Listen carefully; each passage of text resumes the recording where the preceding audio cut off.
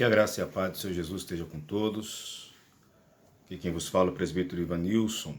Estamos aqui para mais um capítulo do Evangelho segundo escreveu João. Estamos numa série de reflexões acerca deste Evangelho. Estamos no capítulo 7. O capítulo 7 basicamente fala acerca da incredulidade dos irmãos de Jesus. Também fala-nos acerca da controvérsia entre Jesus e os judeus. Fala-nos acerca também dos guardas que são mandados para prender Jesus e não resistem à mensagem que Jesus prega. Fala-nos acerca também quando Jesus se revela na festa, que ele é a água da vida, como se revelou em Samaria. Pois bem, eu quero ler com vocês aqui o verso de número 4, que diz assim: porque ninguém há que procure ser conhecido em público e contudo realize os seus feitos em oculto. Se faz essas coisas, manifesta-te ao mundo. Aqui basicamente é o conselho dos irmãos de Jesus, né? Eles vendo os milagres que Jesus operava, eles diziam, não tem como a pessoa querer ser conhecido estando aqui na Galileia, ok? Praticamente a Galileia é lugar de anonimato. Então você tem que ir para a Judéia, porque lá sim é lugar de ser conhecido. Porém Jesus ele não queria estar na Judéia, porque na Judéia queriam matá-lo. Por isso Jesus está na Galileia. Por quê? Porque Jesus sabia que não era chegada a hora dele. Em várias passagens bíblicas, Jesus diz, não é chegada a minha hora. Por quê? Porque Jesus não foi pego. Jesus se entregou. É diferente. Jesus se entregou no jardim do Getsêmani, ele não foi pego, ele se entregou. Por quê? Ali sim já era chegada a sua hora. Jesus trabalhava no tempo.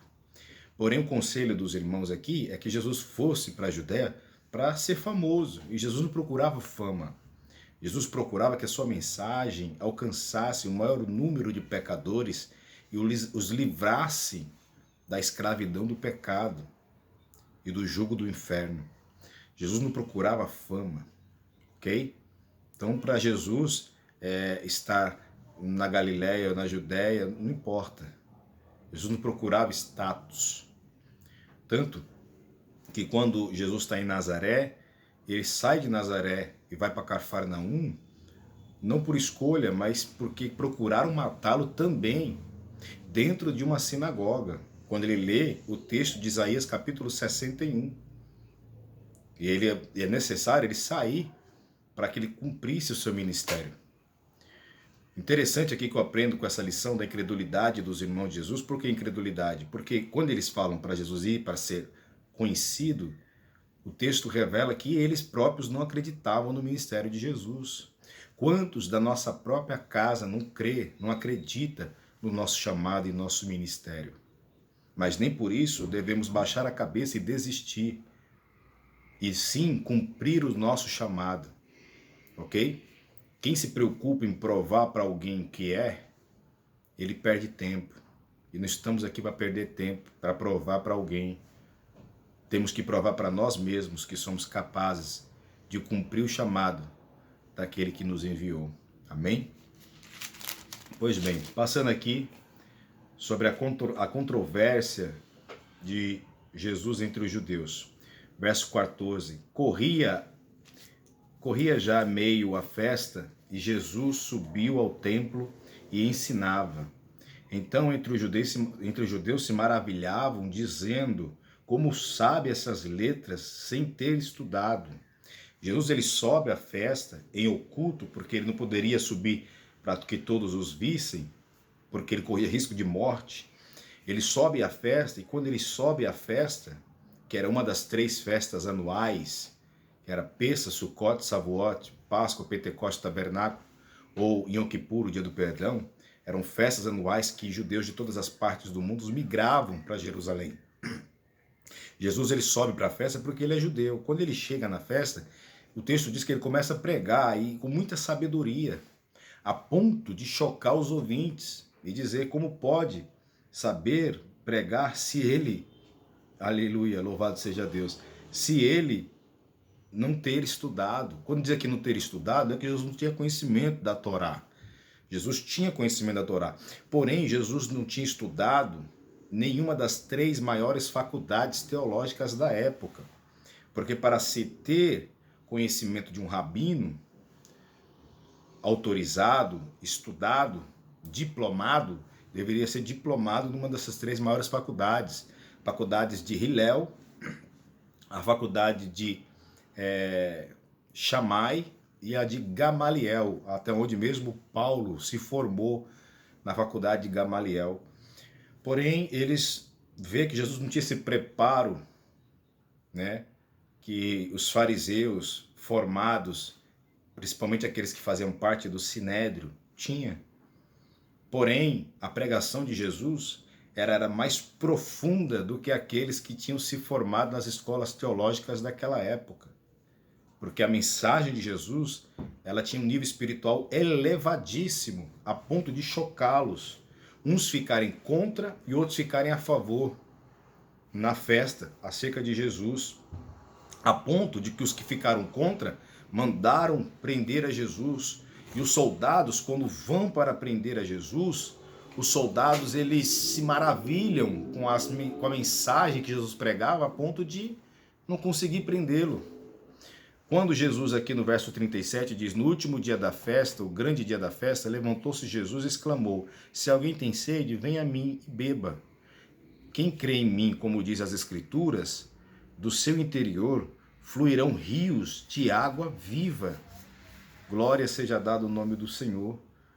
Perceba que aqui Jesus se revela, no clímax da festa, Jesus se revela, ele prega a palavra. A mesma palavra que Jesus pregou em Samaria, Jesus prega aqui na festa. Ok? Jesus prega, se revela como a fonte da água da vida. Porque nessa festa dos judeus, é interessante, eu até fiz uma anotação aqui, é a festa dos tabernáculos.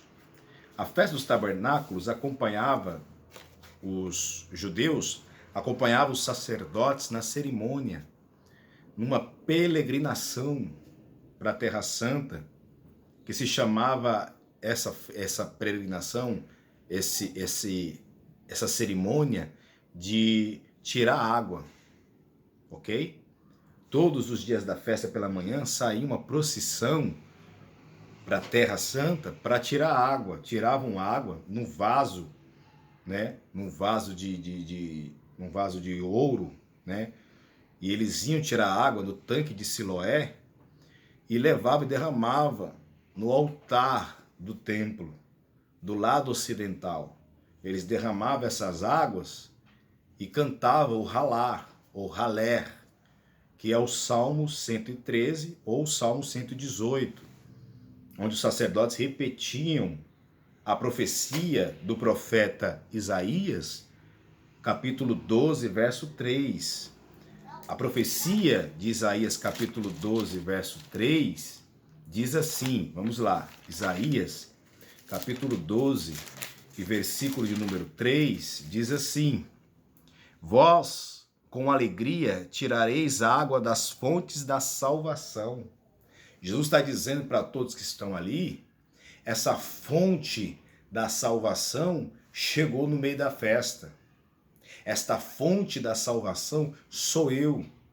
A mesma pregação que ele pregou para a mulher samaritana, que pediu água para beber do poço de Jacó, ele diz, mulher, se conhecesse o dom de Deus, e quem é que te pede água, você me pediria água, e eu te daria uma água que jorra para a vida eterna. Então os judeus na cerimônia do Halar, ou Haler, que eles entoam os louvores e pregam o Salmo, ou melhor, Isaías 12, verso 3, acerca da fonte das águas da salvação, Jesus está dizendo, essa fonte da água da salvação sou eu sou o Messias. Eu cheguei para matar a sede eternamente no meio da festa. Jesus traz esta palavra gloriosa e poderosa, ok? Então, saiba de uma coisa, que muitas das vezes a pessoa está no mundo, sentindo um vazio dentro de si, é sede da água da vida eterna, da água que jorra para a vida eterna.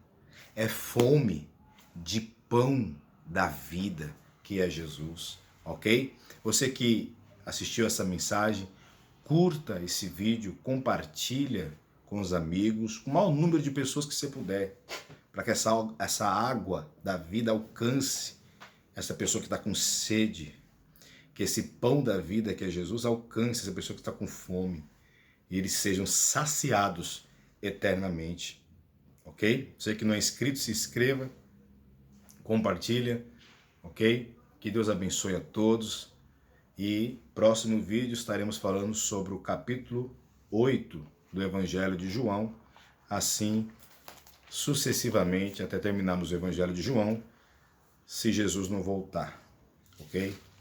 Que Deus abençoe, que a graça e a paz estejam com todos.